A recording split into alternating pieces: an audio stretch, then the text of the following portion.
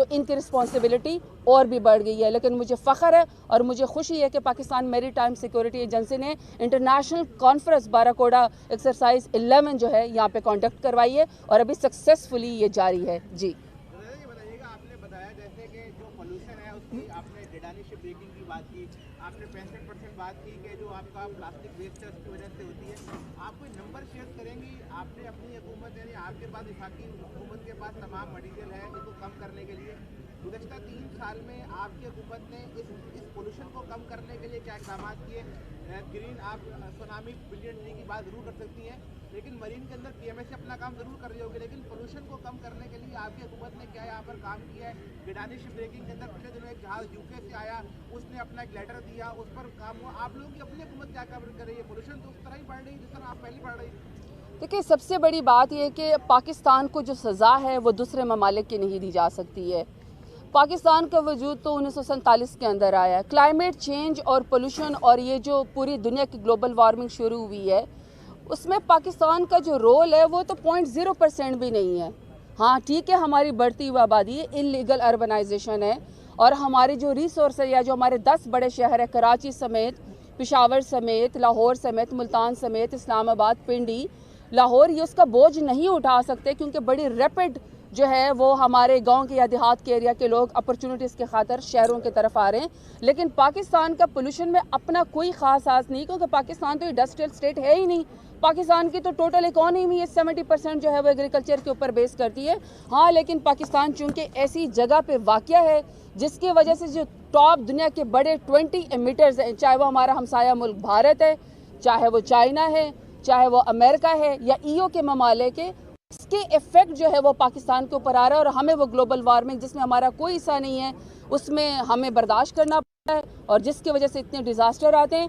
لیکن پاکستان اکیلے نے 3.5 سال میں جو منسٹری آف کلائمیٹ چینج نے پولوشن کو کنٹرول کرنے کے لیے جو کام کیے ہیں وہ تاریخی ہیں. چاہے وہ 10 ارب درخت لگانے کا ہے, چاہے وہ کلین گرین پاکستان ہے, چاہے وہ کلائمیٹ سمارٹ ایگریکلچر ہے, چاہے وہ پلاسٹک بیگز بین ہے, یہ ای ویہیکل پالیسی ہے. اس میں پاکستان نے 70 سال میں وہ کام نہیں کیا جو 3.5 سال میں ہماری دور حکومت میں ہوئے. اسپیشلی آپ نے مرین لائف کی بات کی ہے. دیکھیے, مرین لائف کے لیے پہلے اسٹرولا آئی لینڈ کو پروٹیکٹڈ ایریاز کے اندر کرنا ہے کہ وہاں پہ آپ شارک کی آپ وہاں پہ یا کسی بھی مرین لائف کی وہاں پہ آپ ہنٹنگ نہیں کر سکتے, شکار نہیں کر سکتے.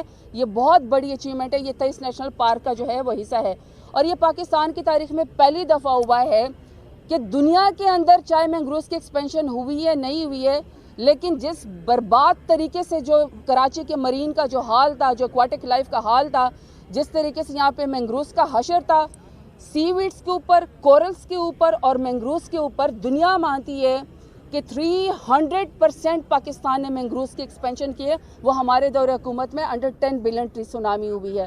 جہاں تک باقی حالات ہیں کہ ہوا کے اندر کیا ہے, دیکھیں آئی ایم سوری, سندھ کے اندر ہم کھڑے ہیں. اگر سندھ یا اسپیشلی کراچی سے اپنے گند کے نالے اگر صاف نہیں ہوتے, صوبائی سبجیکٹ ہے. اگر انہوں نے ان سے لوکس کنٹرول نہیں ہوتا, زراعت جو ہے وہ صوبائی سبجیکٹ ہے. اگر انہوں نے ایئر پولوشن کو سندھ انوائرمنٹل پروٹیکشن ایجنسی نہیں کوئی کرتی ہے, یہ ان کا اپنا صوبائی سبجیکٹ ہے. وفاق سے بیٹھ کے بڑے بھائی کا کردار ادا کرتے ہوئے جو منسٹری آف کلائمیٹ چینج نے ان کے ساتھ کام کیا, یہ انڈر 10 بلین ٹری سونامی, ان کو ایک پیج پہ لانا بھی بہت بڑی بات تھی.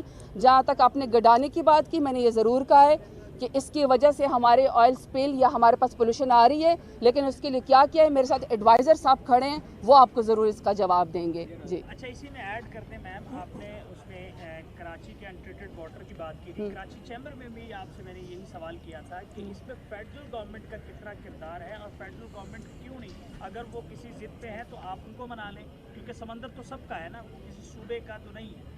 تو اس کے حوالے سے آپ نے کہا بھی تھا کہ ہم اس پہ بات کریں گے سندھ حکومت سے کہ اس کی ٹریٹمنٹ, واٹر ٹریٹمنٹ کے حوالے سے کوئی اقدامات کریں. دیکھیے جی, حدیں تو کوئی بھی نہیں لگانی چاہیے نا.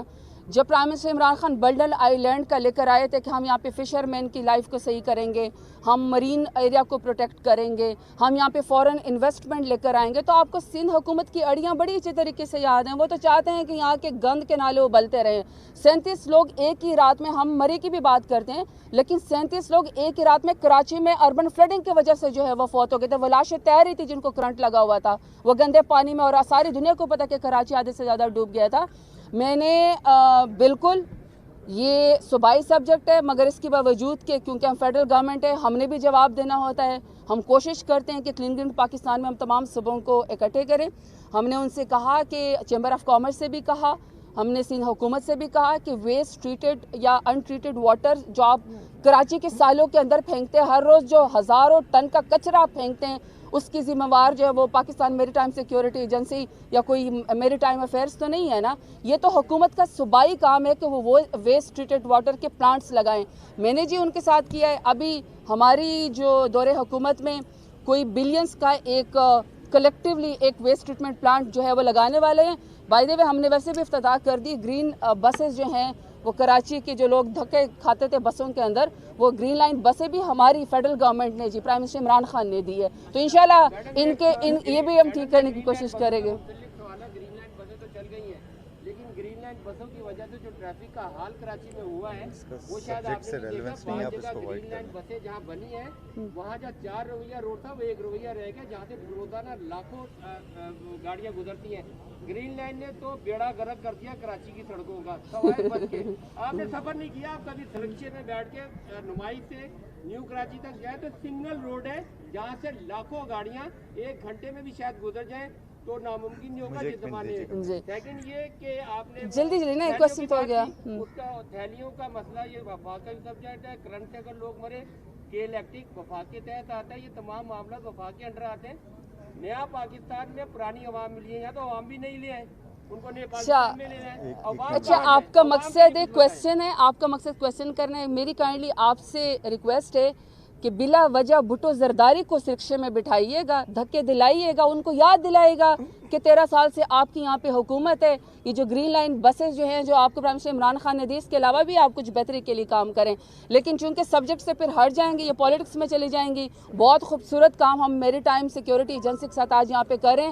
میں چاہتی ہوں کہ جو ہمارے ریئر ایڈمرل ہیں, جو ڈی جی صاحب ہے, بہت کمپیٹنٹ ہے, اور میں سمجھتی ہوں کہ انہوں نے اپنی پہلی اس کے اندر جیسی وہ ڈی جے بنے, اتنی بڑی سکسیسفل انٹرنیشنل کانفرنس کروانا اور پریکٹیکلی آئل سپل کے اوپر کام کرنا, مرین پولوشن کے اوپر کام کرنا, آئی تھنک وہ ڈیزرو کرتے ہیں کہ وہ اس آئل پہ آئیں اور آپ سے کچھ بات کریں.